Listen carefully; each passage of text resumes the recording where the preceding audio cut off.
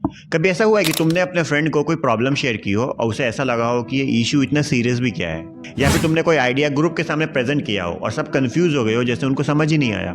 या फिर कभी किसी आर्गुमेंट के बीच में सामने वाला कह देता है, you are not even listening to me, so what's going on here. ये सब होता है मिसकम्युनिकेशन, और हम सब कभी ना कभी इसको एक्सपीरियंस जरूर किए होंगे। मिसकम्युनिकेशन से होती है कंफ्यूजन, मिसअंडरस्टैंडिंग और छोटी मोटी नाराजगी। और कभी कभी तो ऐसा लगता है कि ये मिसकम्युनिकेशन की वजह से ना करोड़ों का नुकसान हो गया, ऐसा भी हमको फीलिंग आता है। सच ये, चाहे हम फेस टू फेस बात कर रहे हो, सेम रूम में हो या सेम लैंग्वेज भी क्यों ना बोल रहे हो, लेकिन फिर भी जो ह्यूमन कम्युनिकेशन है ना, वो बहुत ही कॉम्प्लेक्स होती है। गुड न्यूज ये है कि अगर हम बेसिक अंडरस्टैंडिंग रखते हैं कि कम्युनिकेशन के टाइम पे क्या होता है, तो हम मिसकम्युनिकेशन को अवॉइड कर सकते हैं। रिसर्चर्स ने डिकेड से एक सवाल पूछा है कि what really happen when we communicate. एक इंटरप्रिटेशन एंड ट्रांसमिशन मॉडल जो कहता है कि कम्युनिकेशन ना एक मैसेज है जो डायरेक्टली एक इंसान से दूसरे इंसान तक जाता है, जैसे कि कोई बॉल थ्रो करके चल दिया। लेकिन रियलिटी में कम्युनिकेशन इतना सिंपल नहीं है। इसलिए आया ट्रांसैक्शनल मॉडल जो कम्युनिकेशन के एक रियल चैलेंज को एक्नॉलेज करता है। इस मॉडल के हिसाब से कम्युनिकेशन एक गेम ऑफ कैच की तरह होता है कि जैसे अगर हम कोई मैसेज भेजते हैं तो सामने से फीडबैक आता है, एंड उस फीडबैक के हिसाब से ना हम एक मीनिंग को क्रिएट करते हैं। लेकिन यहीं से कॉम्प्लिकेशन शुरू होती है। हम जो ह्यूमंस है ना, वो माइंड मेल्ड नहीं कर सकते।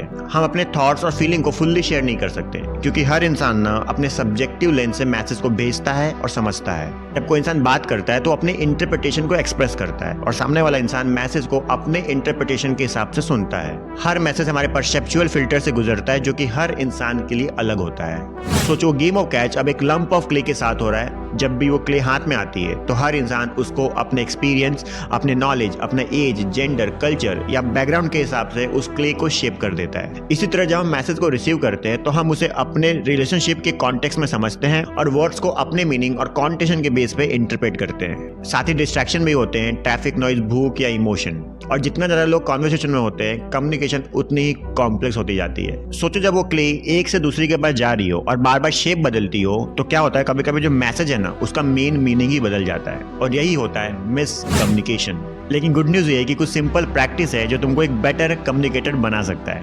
पहला है पैसिव हियरिंग और एक्टिव लिसनिंग एक नहीं है। सिर्फ सुनना काफी नहीं है, एक्टिवली एंगेज करो, फीडबैक नोटिस करो और अपने मैसेज को उसी के अकॉर्डिंग एडजस्ट करो।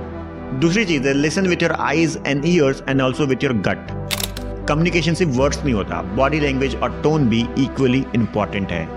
तीसरी चीज है try to understand before you try to understood. अपने बात को बोलने के चक्कर में ये मत भूलो कि कम्युनिकेशन ना एक टू वे स्ट्रीट है, तो आपको हमेशा सामने वाले के पर्सपेक्टिव के लिए भी ओपन रहना है। चौथी चीज है be aware of your own filter. तुम्हारा कल्चर, फैमिली और एक्सपीरियंस तुम्हारे थॉट्स और पर्सपेक्टिव को इन्फ्लुएंस करता है। कहो ये मेरा व्यू है, तुम्हारा क्या है। ये मत सोचो कि तुम्हारी पर्सपेक्टिव ही हमेशा सच रहेगी या वही अल्टीमेट ट्रूथ है। जब तुम ये समझने लगते हो तब तुम सिर्फ कम्युनिकेट नहीं करते, तुम कनेक्ट करते हो, और यही होता है रियल कम्युनिकेशन, जब दोनों मिलकर मीनिंग को क्रिएट करते हैं।